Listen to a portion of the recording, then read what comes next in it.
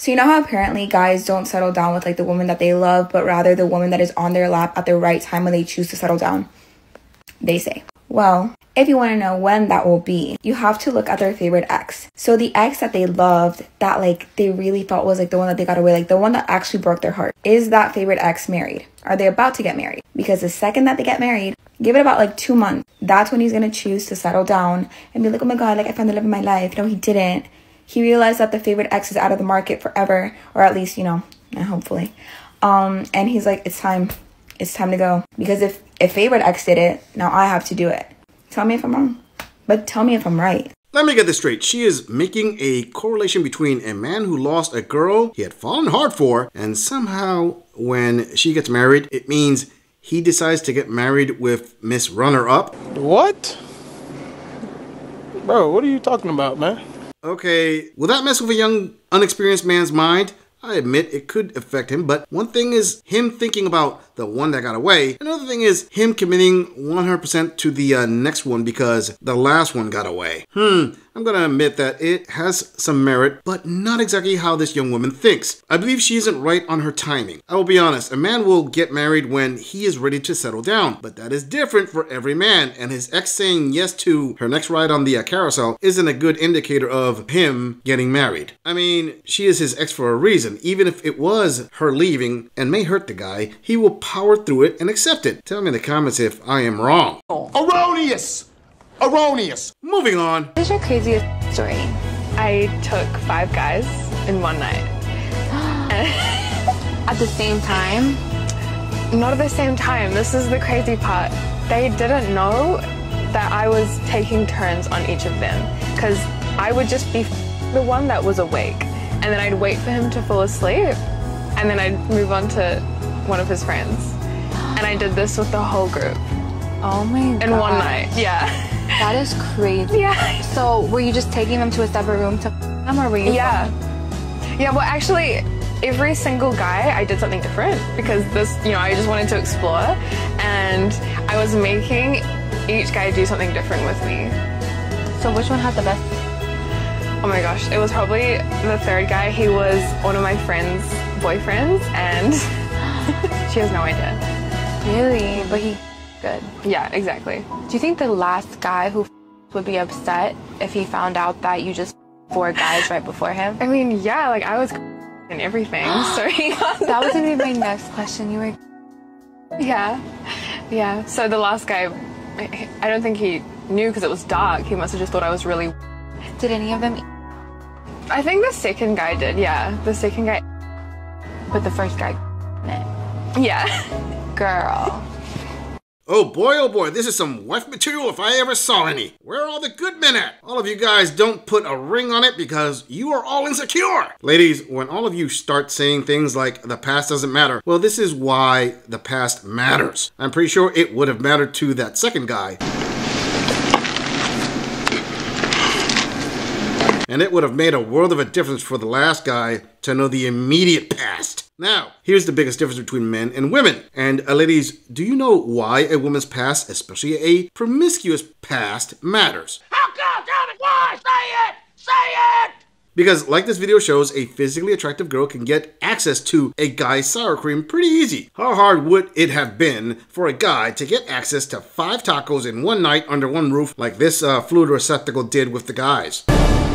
Impossible. Don't take this as me complaining about it. On the contrary, I accept this as the nature of things. Ladies, just because men accept the reality of promiscuity being far easier to achieve by women than it is by men, does not mean they have to accept you or your past. Think of it this way. A man's reputation is important, and it takes him work to build it. The woman he selects to make a life with is part of that reputation. So exactly how much more awesome will the woman in this video make her future husband's reputation with a past like this? And remember, the internet is forever. On the other hand, some of you ladies may say, oh, gorilla, lighten up. Men keep saying stuff like this is because they have small d energy and will end up as incels. Well, is it better or worse to end up like this woman who put on blast she has a taco overstuffed with sour cream that will light up like a Christmas tree under a UV lamp? Emotional damage! Moving on.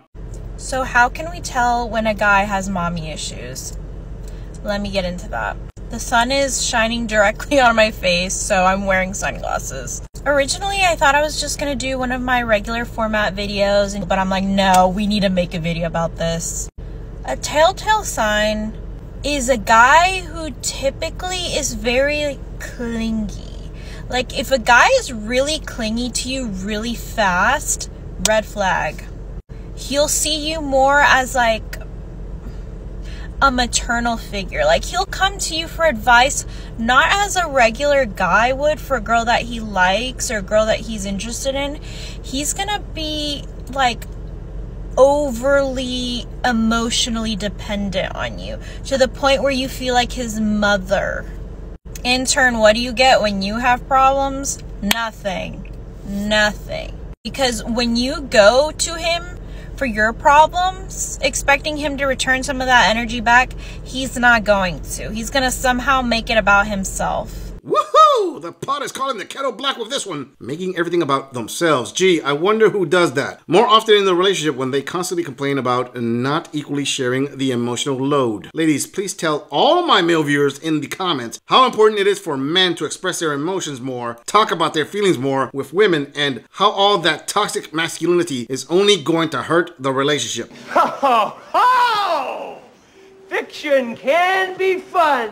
Behold, women's true nature laid bare. The moment a man listens to female advice about sharing his fifis, all of a sudden, there is something wrong with him, respect is lost for the man, and some kind of trauma label is slapped on the side of it all. This is the recipe for a beta bob to come into existence. Funny thing is, I am sure the guy who expressed his feelings to her was probably raised by a single mom who told him to do that, i.e., he was raised to be a girl. Now go ahead, ladies, and say how wrong I am. It's not like that, and I am not understanding it right.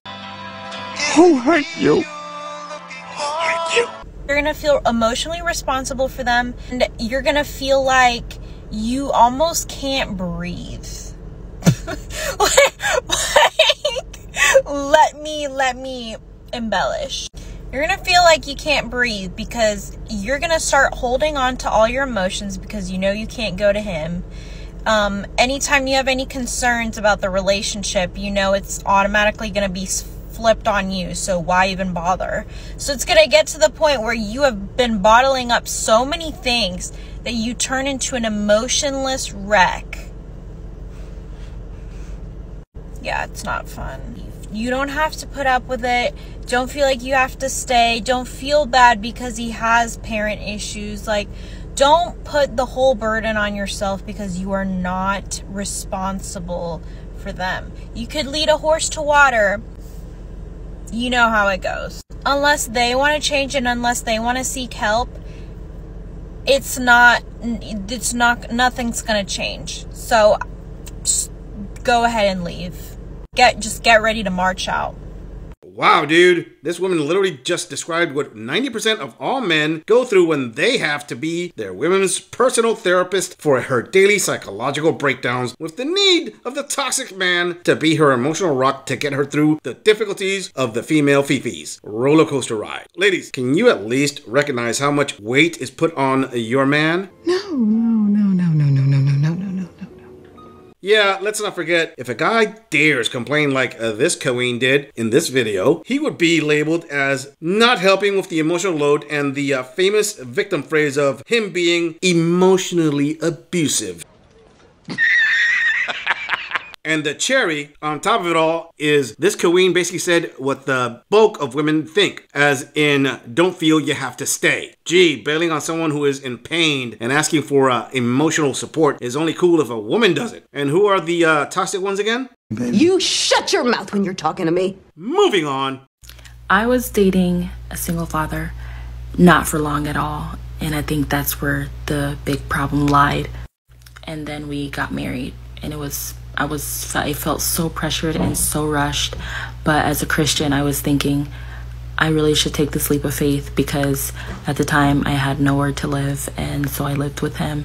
And God's not a fan of shacking up. So he was like, we need to get married. So we got married I had met him in March, and we got married in July.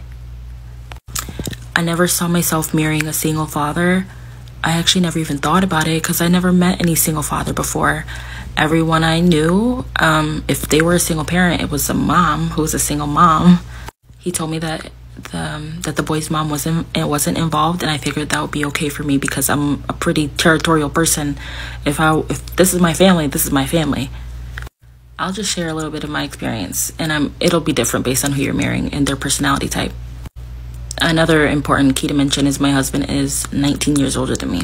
Okay, usually in situations like these, I would be the very first person to tell anyone who would judge this to mind their own business. That said, ladies, before you come at me with knives out for auditing this, remember, this young queen put it out there on the internet. It's fair game. To this young queen, I have to ask the obvious question. Are you serious? I mean, let me get this straight. She admitted that she literally had nowhere else to live. She voluntarily moved in with a single father who is 19 years her senior. Side note, shout out to all those single dads out there making it with no one's help. Okay, back to the audit. He invites her into his home with his child. Within months, he proposed to her. She accepted of her own free will. And now she is going on a monologue of the consequences of her decisions. Did I miss anything? In a nutshell, she went from nothing to something, and she's going to put on blast her issues with what she has now. Oh, I am all ears now. Let's listen to the rest of what she has to say. And I gotta say from right now, she may have intended this for advice on dating a single dad, but I got a hunch. Men dating single moms are going to relate way more.